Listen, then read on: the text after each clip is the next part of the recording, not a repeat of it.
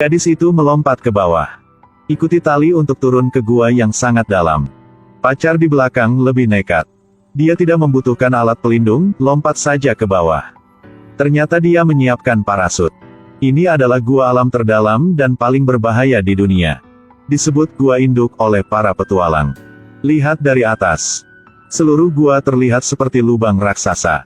Pria itu barusan adalah seorang taipan lokal. Dia disebut miliarder Carl. Untuk membuat pacarnya bahagia, dia menghabiskan banyak uang untuk mengundang seorang petualang terkenal Frank untuk melakukan ekspedisi dengan timnya. Mereka sudah berada di gua selama total 35 hari. Tapi hanya sampai kedalaman 2000 meter. Mereka mencoba menemukan tempat di mana gua terbuka ke laut. Pada titik ini Frank dan salah satu tim mulai menyelam. Mereka mencapai mulut gua yang agak sempit. Jika ingin menyelam, mereka harus menggunakan tangki oksigen. Tetapi ketika pintu masuk, rekan satu tim wanita itu terjebak. Untungnya Frank membantunya keluar dari bahaya tepat waktu. Setelah keluar, mereka mencapai sebuah gua ada yang berbentuk seperti mata. Ini adalah tempat yang belum pernah dikunjungi manusia sebelumnya. Karena mereka tidak membawa tangki oksigen cadangan. Jadi mereka harus kembali.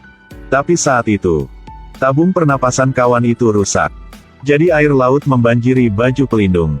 Tubuhnya mulai tenggelam. Pada titik ini, Frank membuat keputusan yang berisiko. Dia melepas masker oksigennya untuk mereka berdua gunakan secara bergantian. Tapi tidak menyangka rekan satu tim wanita itu baru saja selesai memakai topeng. Tetap pegang dan tidak lepaskan. Frank mencoba menariknya kembali lalu mendorongnya menjauh.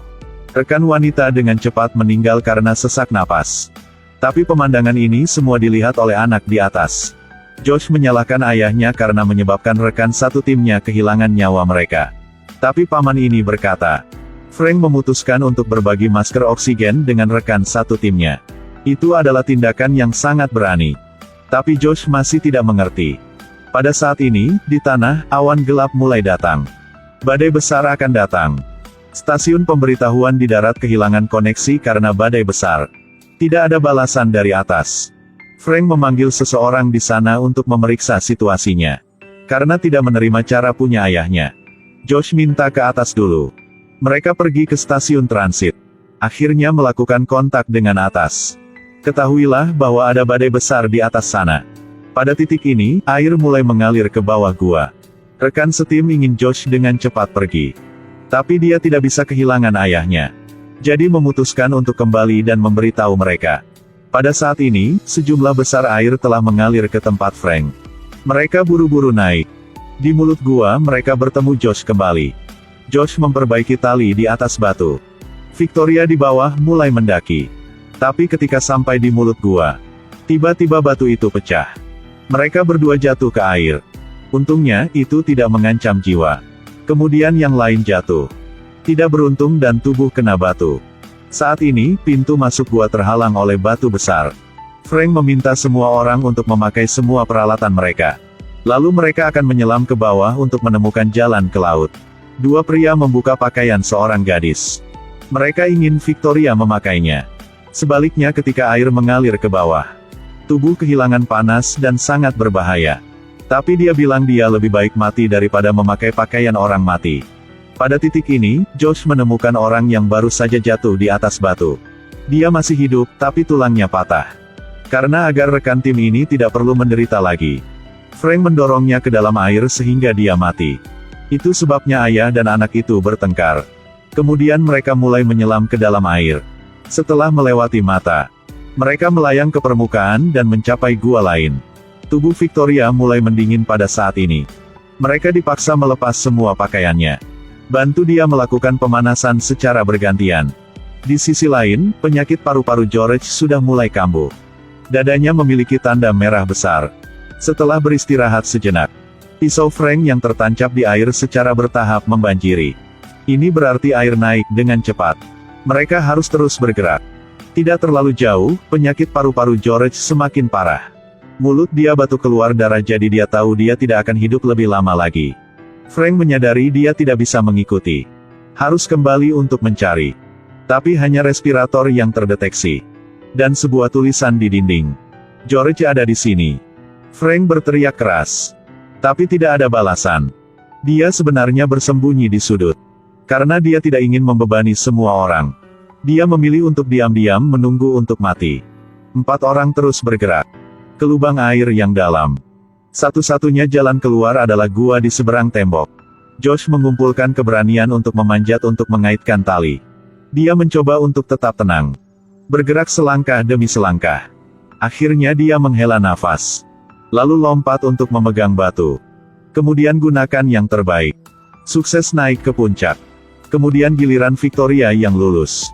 Tapi dia terpeleset dan jatuh. Rambutnya tersangkut di kawat. Dia berteriak kesakitan. Kulit juga mengelupas tambalan. Dia mengambil gunting untuk memotong rambutnya. Tapi Frank menyuruhnya untuk tidak menggunakan pisau atau dia akan memotong talinya. Tapi dia tidak bisa menahan rasa sakit lagi. Masih memutuskan untuk mengguntingnya.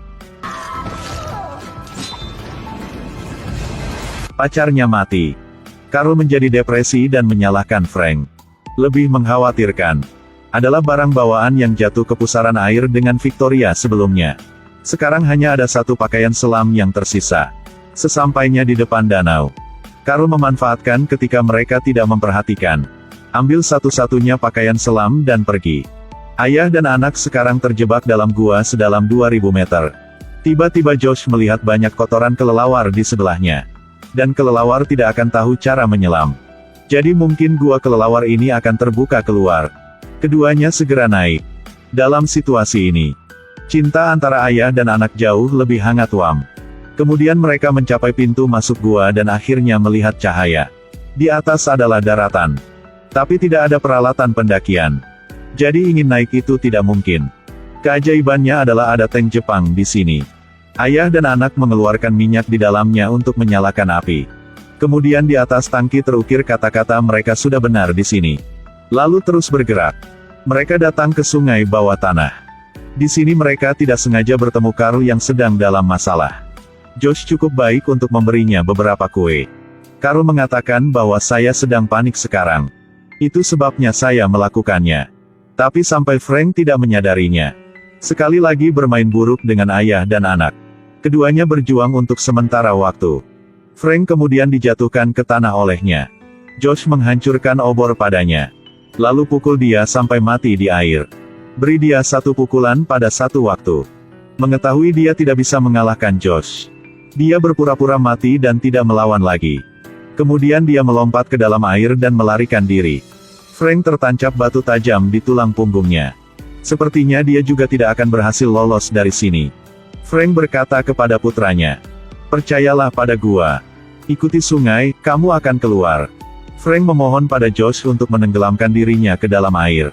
Pada titik ini, Josh mengerti mengapa ayahnya melakukan ini sebelumnya. Setelah beberapa saat perjuangan ideologis, dia mendorong ayah ke dalam air. Biarkan ayah mati dengan tenang. Setelah itu, Josh membawa tangki oksigen terakhir untuk melanjutkan perjalanannya. Dalam perjalanan untuk bertemu Carl meninggal karena mati lemas. Cahaya bercahaya perlahan memudar. Josh menambil gigi anjing yang bersinar untuk menerangi jalan. Itu adalah hadiah yang pernah diberikan ayahnya kepadanya. Tangki oksigen cepat habis. Dia menahan napas lalu mengikuti dinding batu untuk terus bergerak. Josh secara bertahap jatuh ke dalam keadaan kehilangan kesadaran. Sementara itu dia tiba-tiba melihat ayahnya. Pria itu berbicara kepadanya dengan lembut. "Ayo nak, pintu keluarnya ada di depanmu."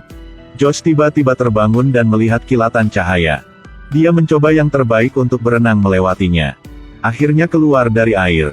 Film ini didasarkan pada kisah nyata petualang Andrew White. Saat menjelajahi Australia, edit ulang. Menghadapi bahaya di depan. Kebaikan dan kejahatan manusia benar-benar tidak dapat diprediksi. Beberapa orang secara sukarela mengorbankan diri mereka seperti George. Beberapa orang hanya ingin hidup. Yang rela membunuh rekan satu timnya seperti Carl. Dalam situasi seperti itu, adakah yang tahu apa pilihannya nanti?